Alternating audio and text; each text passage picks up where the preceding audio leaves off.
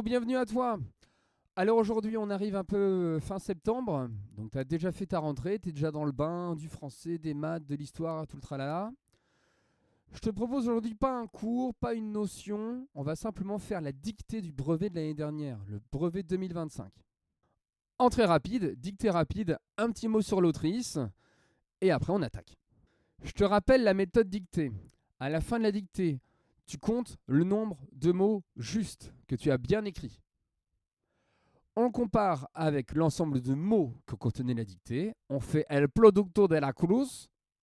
Et ensuite, tu as un pourcentage de réussite. Et c'est ça qui nous intéresse pour que tu progresses au fur et à mesure des dictées que tu vas faire sur cette chaîne. Rappelle-toi que le plus important, c'est d'avoir un travail régulier. Mi pequeño, mi pequeña, alumno, alumna.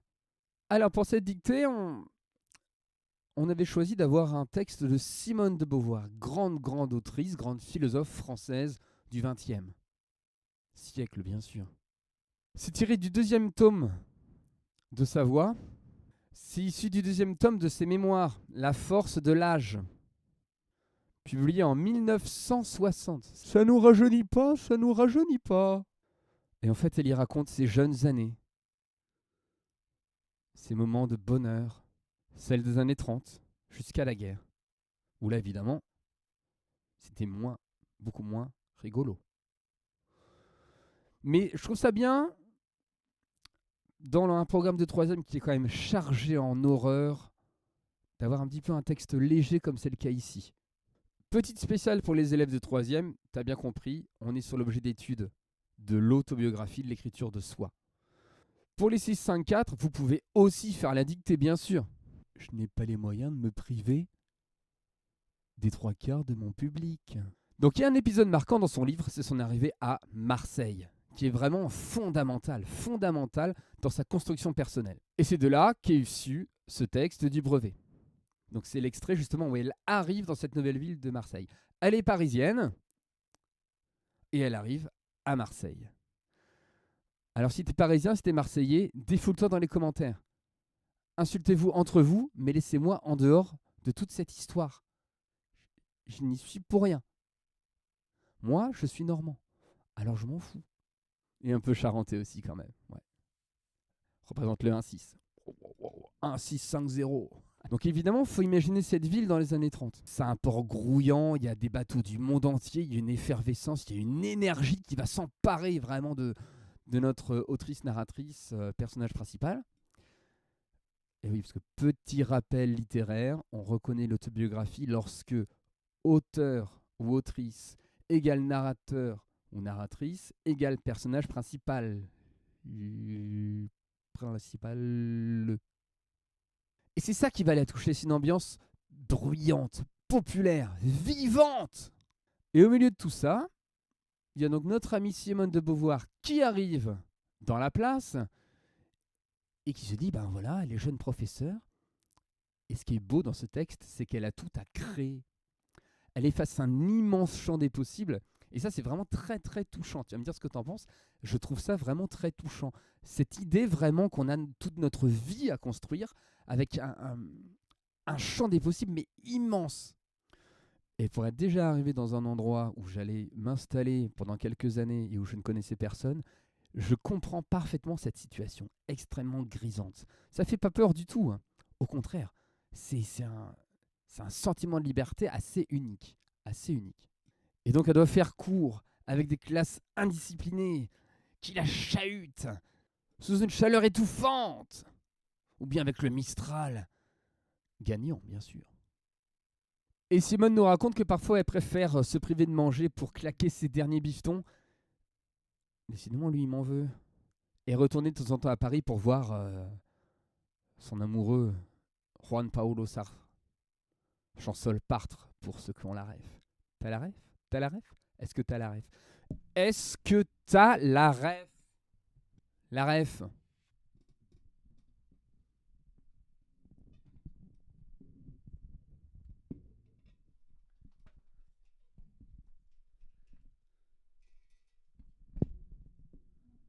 C'est bon, là maintenant tu vas plus bouger?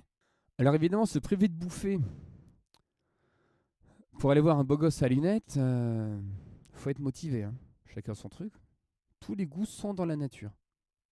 Ah oui, je voulais te dire, Sartre, c'est juste le grand intello de l'époque. Hein. Tu sais, c'est celui qui dit que l'existence précède l'essence. C'était avant le premier crack pétrolier. Et les voitures électriques. Et les amis. C'est quand tu habites à la campagne comme moi, que tu es en voiture, et que tu suis une amie, et que tu as un tracteur de l'autre côté, tu es entre une amie et un tracteur, et bah t'es mort. T'es mort. Allez, on attaque tout de suite avec la dictée. Sans chichi, bam, top. Je te les lis d'abord en entier. C'est la dernière fois que je te l'avais pas lu en entier, donc je pense que je vais te la lire en entier, rapidement, hein, vite fait. Et après, ben, on va tronçonner tout ça. Hein. Comme d'habitude, je ne mets pas d'écran de couleur avec un petit zigouille qui montre que je parle, d'accord? Pourquoi? Parce que je ne sais pas faire encore. Donc ce sera peut-être pour la dictée 148 de la chaîne. Mais celle-là, c'est la deuxième. Alors, sois patient. Be patient. Jamais je ne m'ennuyais. Marseille ne s'épuisait pas. Je suivais la jetée battue par l'eau et le vent. Je regardais les pêcheurs, debout entre les blocs de pierre où se brisaient les lames. Je me perdais dans la tristesse des docks, dans les vieux escaliers et les vieilles ruelles, sur les marchés aux poissons. Une vie toujours neuve me remplissait les yeux et les oreilles. J'étais contente de moi. Au jour le jour, je construisais sans secours mon bonheur. Il y avait des fins d'après-midi un peu mélancoliques, quand, au sortir du lycée, je revenais, à travers le crépuscule, vers ma chambre où rien ne m'attendait. Mais je trouvais de la douceur à cette nostalgie que je n'avais jamais connue dans le brouhaha de Paris. On y va? Prends ton stylo. Donc, ah oui, j'ai pas parlé du niveau. C'est plutôt une dictée plume, évidemment, puisqu'on est sur un niveau 3e. Les billes, vous pouvez vous y aventurer, hein, je pense. Les crayons,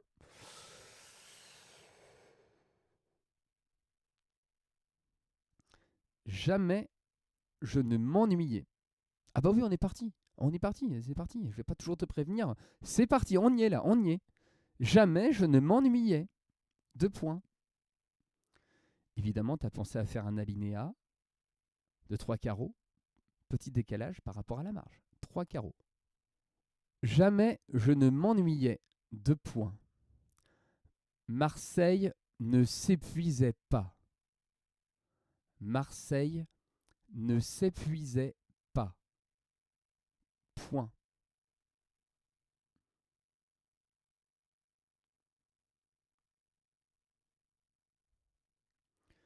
Jamais je ne m'ennuyais. 2 points. Marseille ne s'épuisait pas. Point.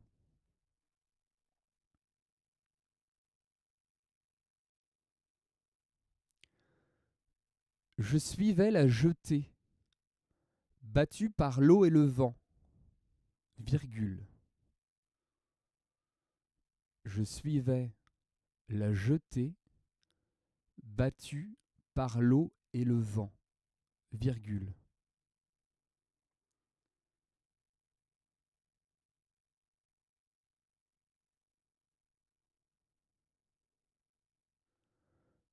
Je regardais les pêcheurs. Virgule. On est dans la même phrase, hein, donc pas de majuscule à je. On est après une virgule. Je regardais les pêcheurs. Virgule.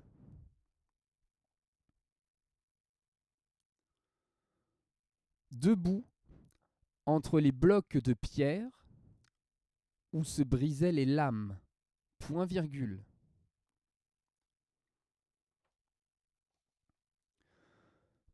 Debout entre les blocs de pierre où se brisaient les lames. Point virgule.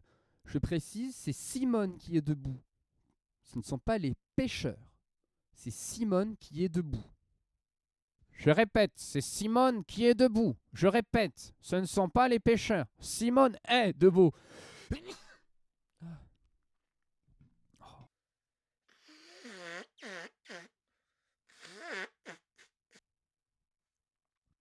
Je reprends donc. Debout entre les blocs de pierre où se brisaient les lames. Point virgule. Je me perdais dans la tristesse des docks. Point. Je me perdais dans la tristesse des docks. Point.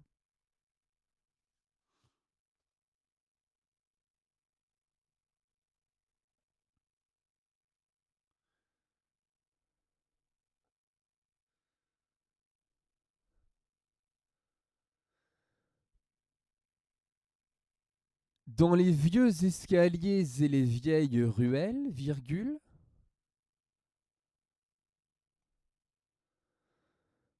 Dans les vieux escaliers et les vieilles ruelles, virgule. Ça y est, je suis en mode dictée de Fernandel. T'as vu le truc un peu Dans les vieux escaliers et les vieilles ruelles, virgule. Sur les marchés aux poissons, virgule.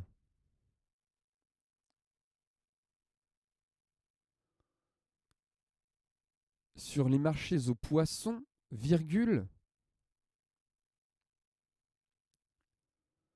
Sur les marchés aux poissons, virgule. Une vie toujours neuve, une vie toujours neuve, une vie toujours neuve, me remplissait les yeux et les oreilles. Me remplissait les yeux et les oreilles. Point.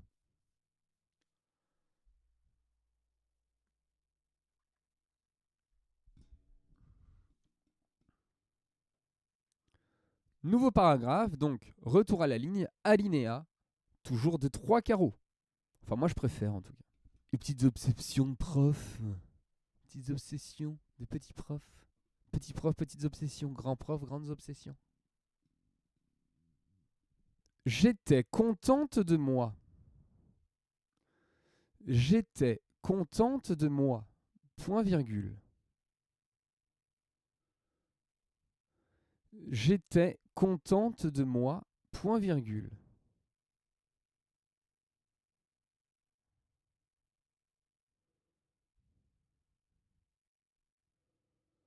J'étais contente de moi. Point virgule.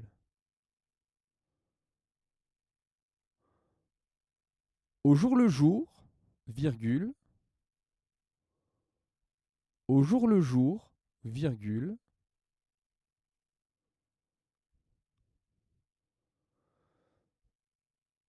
Je construisais sans secours mon bonheur. Point. Ça, c'est beau, ça. Je construisais sans secours mon bonheur. Ça, c'est très, très beau. Très, très beau. Je disais donc, je construisais sans secours mon bonheur. Point. Je vous relis l'ensemble de la phrase. J'étais contente de moi. Point virgule. Au jour le jour, virgule. Je construisais sans secours mon bonheur. Point.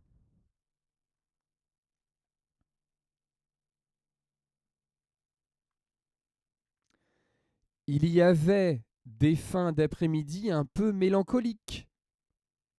Virgule. Il y avait des fins d'après-midi un peu mélancoliques. Virgule.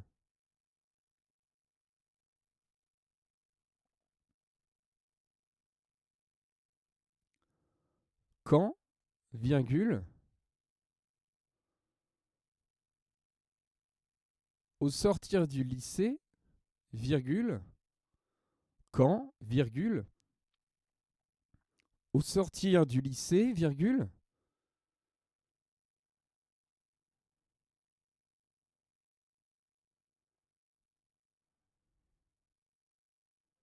il y avait des fins d'après-midi un peu mélancoliques, virgule, quand, virgule, au sortir du lycée, virgule, je revenais, virgule, à travers le crépuscule, virgule, vers ma chambre où rien ne m'attendait, 2 points.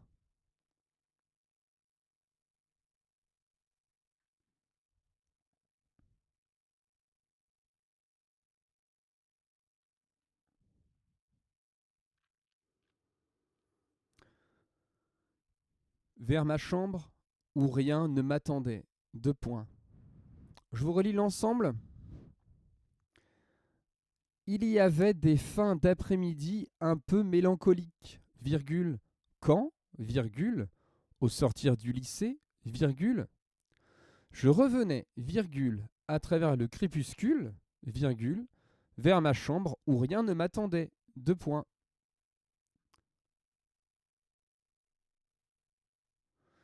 Mais je trouvais de la douceur à cette nostalgie.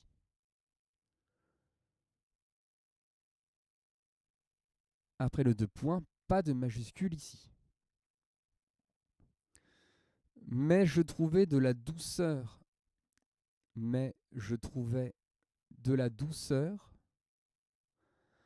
à cette nostalgie.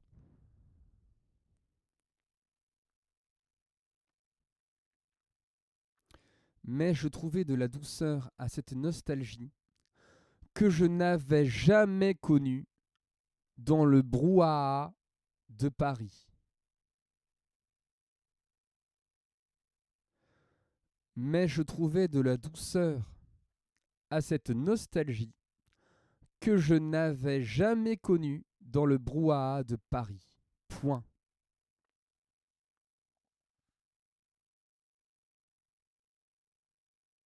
Point final. Punto final. Allez, je te refais une petite relecture globale. Donc là, je te rappelle qu'au brevet, quand tu as cette relecture globale, le seul truc qui t'intéresse, c'est d'être sûr d'avoir tous les mots. La relecture globale du brevet se fera sans la ponctuation. On ne te redonnera pas les signes de ponctuation. D'accord? Donc il faut être attentif avant. Moi, pour aujourd'hui, je vais te le donner. On est en début d'année. Hein. On y va. Jamais je ne m'ennuyais. 2 points. Marseille ne s'épuisait pas. Point. Je suivais la jetée battue par l'eau et le vent, virgule. Je regardais les pêcheurs, virgule. Debout entre les blocs de pierre où se brisaient les lames, point virgule. Je me perdais dans la tristesse des docks, point. Dans les vieux escaliers et les vieilles ruelles, virgule. Sur les marchés aux poissons, virgule. Une vie toujours neuve me remplissait les yeux et les oreilles, point. À la ligne, alinéa. J'étais contente de moi, point virgule. Au jour le jour, je construisais sans secours mon bonheur, point. Il y avait des fins d'après-midi un peu mélancoliques, virgule, quand, virgule, au sortir du lycée, virgule, je revenais, virgule, à travers le crépuscule, virgule, vers ma chambre où rien ne m'attendait, 2 points. Mais je trouvais de la douceur à cette nostalgie que je n'avais jamais connue dans le brouhaha de Paris, point. Maintenant, je te laisse te relire. Je te conseille 3 relectures. La première, tu vérifies tes conjugaisons, tes accords entre tes verbes conjugués et ton sujet. Tu vérifies aussi tes temps. Il faut bien connaître tes terminaisons. Deuxième relecture, tu regarderas tes accords singuliers, pluriels, masculin, féminin. Troisième relecture, c'est tout ce qui est orthographe et peut-être homophones grammaticaux, ET, EST. Tu as une vidéo à ce sujet. Et tous les autres. Là, je vois, jette un œil vite fait. Tu as un A, je vois A, cette nostalgie. Est-ce que c'est le AA? Est-ce que c'est le A à accent? Les yeux et les oreilles, c'est lequel ce E? Ce E? J'ai failli donner la bonne réponse. Et après, on attaque pour la correction. Mets sur pause, hein, et tu te relis tranquillement. C'est bon, on peut y aller pour la correction? Eh bien, c'est parti. Alors, tu vas voir tout de suite d'abord. Jamais je ne m'ennuyais. Donc ici, on a un imparfait, on aurait pu avoir un passé simple. Pour l'aspect accompli, en fait. On y reviendra plus tard. Elle regardait un passé, donc révolu, terminé.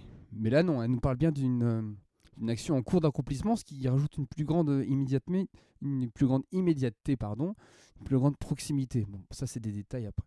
C'est ce qu'on appelle la valeur aspectuelle des temps.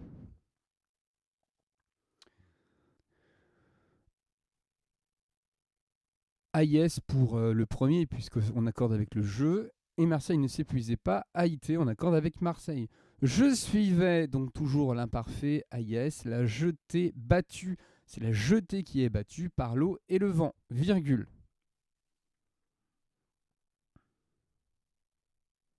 Je regardais les pêcheurs, toujours dans l'imparfait, virgule, debout entre les blocs de pierre où se brisaient les lames.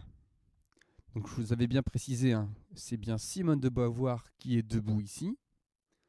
Simone de Beauvoir, pas Simone de Beauvoir. Où se brisaient les lames. Où, c'est le lieu. C'est à cet endroit-là que se brisaient les lames. Je me perdais dans la tristesse des docks. Toujours de l'imparfait. Évidemment, je sais qu'ici, certains auraient pu mettre le passé simple hein, pour le temps du récit. Comme, voilà, on est vraiment dans une histoire voilà, d'habitude, de description. Voilà. Je suis d'accord avec tous ceux hein, qui trouvaient que c'était ambigu. Hein. Moi, je suis plutôt de cette école-là, où ça aurait été intéressant de le préciser.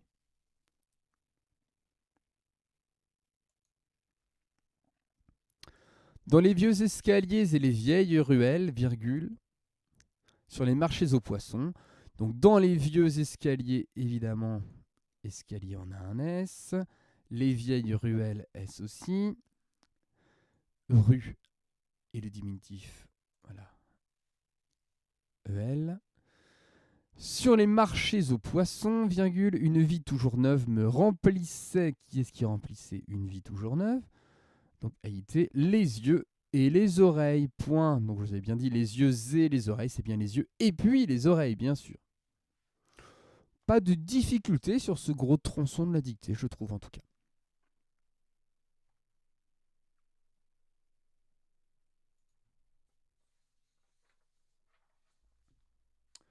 Nouveau paragraphe, fallait penser à l'alinéa de 3 carreaux. J'étais contente de moi, point virgule, au jour le jour, je construisais sans secours mon bonheur. Bien penser au S à secours. Hein. Sans S-A-N-S, avec sans, c'est pas la même chose que S'-E-N, qui est par exemple je m'en vais, elle s'en va. C'est celui-là, le S'-E-N. Donc là, ça me semblait évident de mettre bien un avec sans S-A-N-S. Mais je reviens quand même, c'est important sur les homophones de base. Il y avait des fins d'après-midi un peu mélancoliques quand, Q-U-A-N-D, hein, d'accord? C'est bien le temps qui est indiqué ici, le moment, Q-U-A-N-D. C'est pas le quand, Q-A-N-T, qui est... quant à moi, je pense plutôt ça. C'est celui-là, le quand, Q-U-A-N-T. Quant à moi, quant à toi. C'est celui qu'on peut remplacer par tandis que. Tu penses ça, quant à moi, je pense le contraire. Au sortir du lycée, alors ça c'est une formule évidemment un petit peu soutenue, on dirait maintenant à la sortie du lycée, mais au sortir ça a quand même un autre sens. C'est vraiment l'idée que voilà, on a l'action en train de s'accomplir, d'accord. Au sortir du lycée, on la voit vraiment voilà, en train de sortir de ce moment de sa vie en fait. Je revenais Yes, à travers le crépuscule, virgule, vers ma chambre où rien ne m'attendait. Ou, évidemment, avec un accent. Tu remarqueras aussi qu'on ne met pas de S à après-midi. À midi dans après-midi. Alors évidemment, là, c'est dans la tradition, on fait ça, on ne met pas de S à après-midi, je ne sais plus pourquoi d'ailleurs. Si quelqu'un veut bien faire la recherche pour moi, ce serait sympa. Alors évidemment, au brevet, on accepterait les deux. Et moi, dans la vie quotidienne, j'accepterai les deux, bien sûr. D'accord?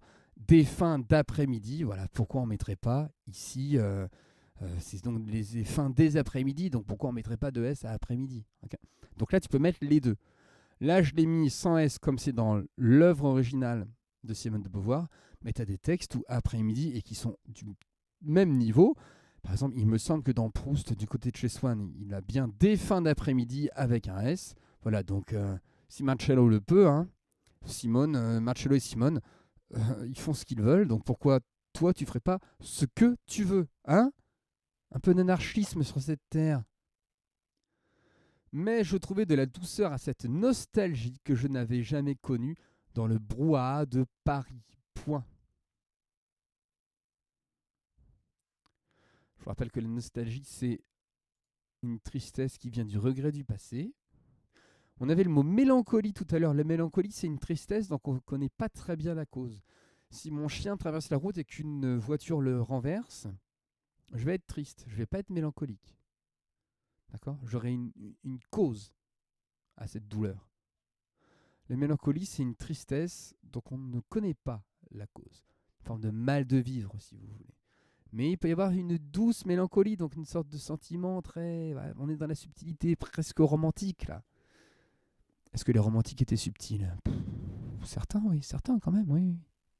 Je te remets donc la dictée complète quelques instants pour que tu puisses regarder tout ça tranquillement. Si tu as des questions, évidemment, j'espère que j'ai fait le tour, mais n'hésite pas à poser des questions en commentaire.